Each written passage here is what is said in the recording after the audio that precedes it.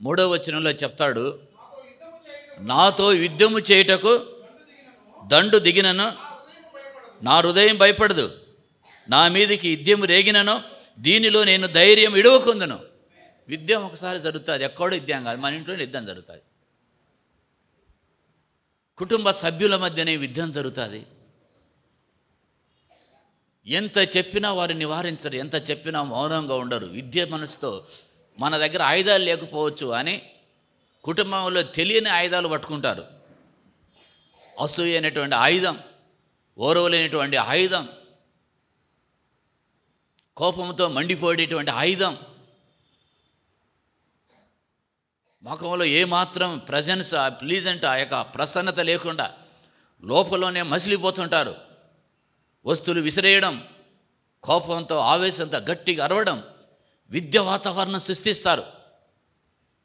విద్య వాతావరణాన్ని సృష్టిస్తారు. వారు గట్టిగా కైకలు వేస్తూ ఉన్నటువంటి ప్రశాంతత, ఉన్నటువంటి ఆ నిమ్మలత్వం కుటుంబంలో ఏమాత్రం లేకుండా, ఆ పీస్ లేకుండా గట్టి గట్టి అరుపులు తోరుస్తున్నప్పుడు యజమానుడు గుండె తరిగిపోతుంది, ఎవరికి చెప్పుకోలేడు.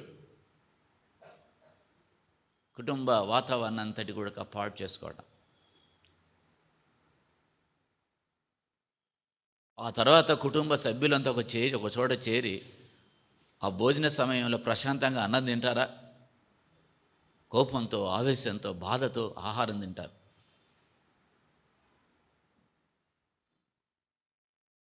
ఒకసారి విద్యం రేగుతుంది ఇంట్లో,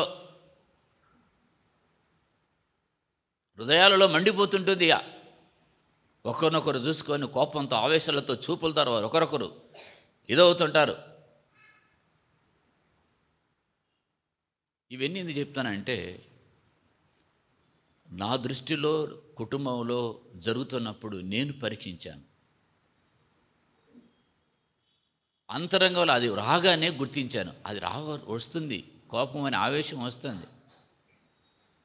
యవన బిడ్డలు మాటినరు, పరిస్థితులు వేరుగా ఉంటాయి. అప్పుడు ఇవన్నీ వస్తుంటాయి.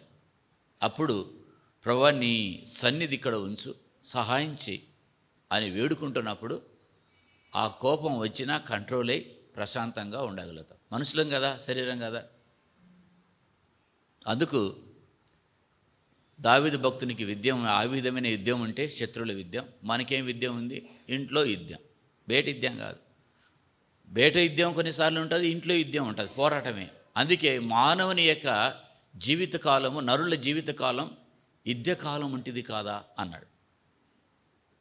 వారు శ్రమ అనుభవానికే పుడుతున్నారు, శ్రమను అనుభవించడానికే పుడుతున్నారంట. అయితే ఎందుకు పాస్టర్ గారి జీవితం? శ్రమ లేకపోతే మాట వినాం కదా. శ్రమ ద్వారానే కదా దేవుని తెలుసుకున్నాం మనం. శ్రమ లేకపోతే దేవుని ఎట్లా తెలుసుకుంటాం మనం?